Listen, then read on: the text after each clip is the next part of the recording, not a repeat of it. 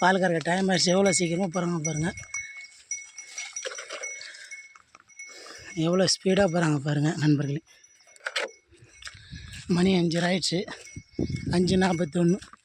எவ்வளோ ஸ்பீடாக போகிறாங்க பாரு அவுத்து விட்டோடனே.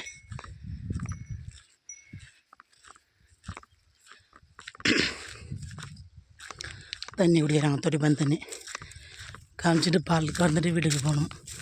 பாருங்கள் இன்றைக்கி வேலையை. இதான் கண்ணுக்குட்டி.